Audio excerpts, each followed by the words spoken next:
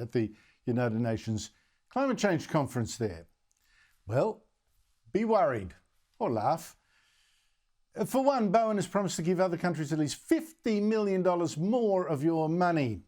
And then there's this climate change ambassador. didn't even know we had one, you know. And she reveals that this climate conference is not just about giving away an astonishing amount of your money, but about spreading the whole woke agenda, identity politics and all. Australia is in a great position to continue to provide increasing climate finance to support developing countries. We have doubled our existing commitment and are on track to deliver $3 billion in climate finance between 2020 and 2025.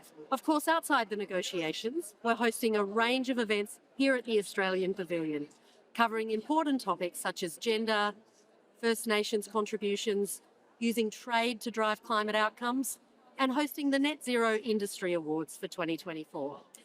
You heard our climate change ambassador talking there about the Australian Pavilion that they've built with your money at this climate conference. So let me show you the opening session. 3 Australian speakers and only 5 people in the audience.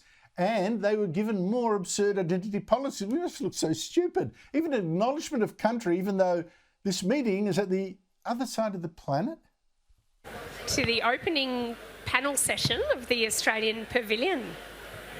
My name is Claire Anderson and I'm the Group Director of Sustainability Performance at Worley. And I'm very delighted to be here today. And to start, I might, whilst we're not on Australian lands, I'd still like to start with acknowledging the traditional owners of Australia and the Torres Strait Islands and pay my respects to their elders, past, present and emerging. I wonder if there were any traditional owners there to hear that lovely message. Can you imagine the money we'd save if we had a Prime Minister just called time on this nonsense? You're not going, cut that out, off. But there's Bowen over there with our money in his pocket, and so many activists want him to spend it. So many that the line of them stretched from one end of the conference centre to the next in this gimme cash frenzy. Really. Joining me is Stephen Goreham, Executive Director of the Climate Science Coalition of America and an advisor to the Heartland Institute. His latest book is Green Breakdown, The Coming Renewable Energy Failure. Steve Goreham, thank you so much for your time. It's great to see you again. Who are all these delegates over there? Andrew, at COP29, there are something like 67,000 delegates from all over the world. And by the way, this is one of the biggest carbon dioxide emitting events of the year. They fly from all over.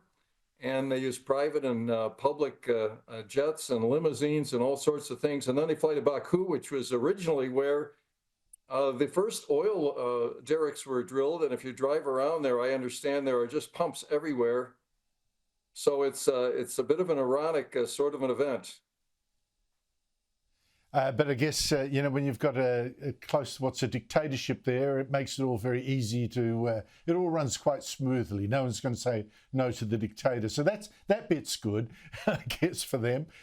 Look, the only thing of note that I've seen coming out of this, Stephen, tell me if you've spotted something else, is this demand by China and more than 130 other countries, underdeveloped ones, for the West, countries like yours and mine, to pay them $1.8 trillion a year, Australian money, to supposedly fight global warming. What are you expecting out of this?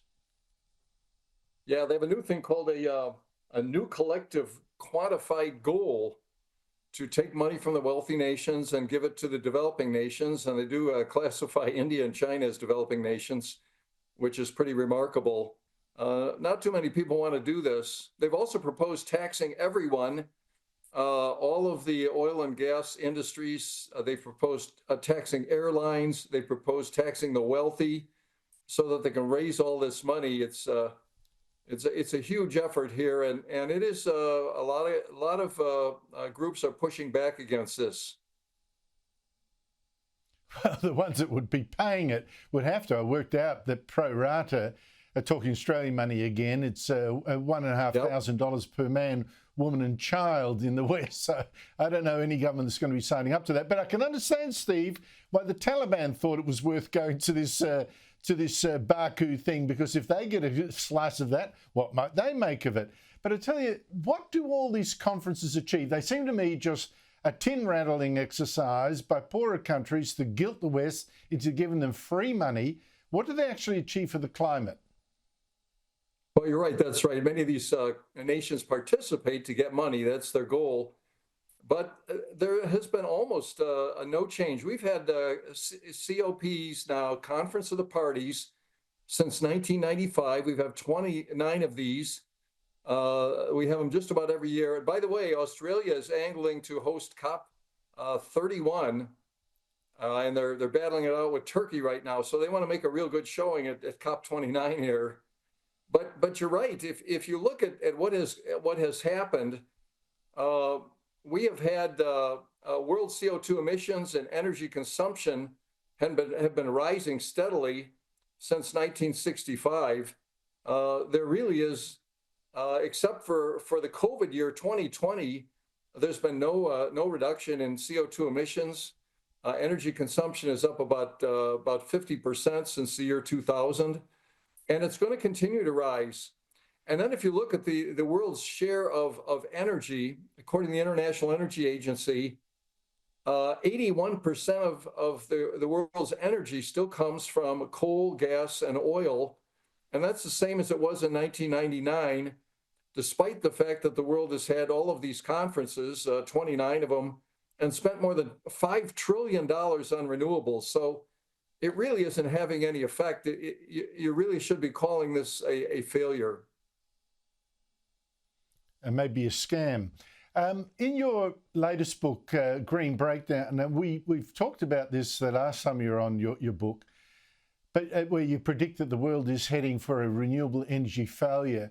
You know, Steve, since then there have been even more signs here that is absolutely going to be the case. I mean, we've got huge delays, cost explosions in our renewable energy projects. You've got investors now walking away from the government's green hydrogen scheme. Green hydrogen was this miracle fuel that was going to get us out of the shtuck.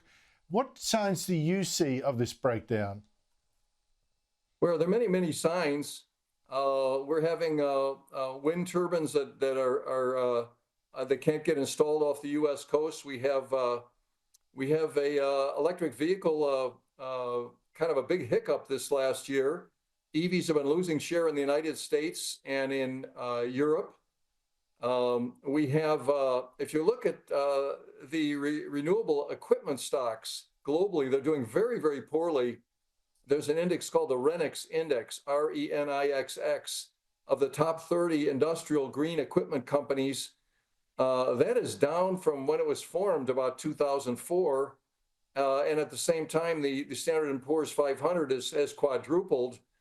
And Tesla is in those 30 companies. That's become a $1 trillion company, but the other 29 are doing terribly. All these charging companies are losing money across the world. None of them can break even.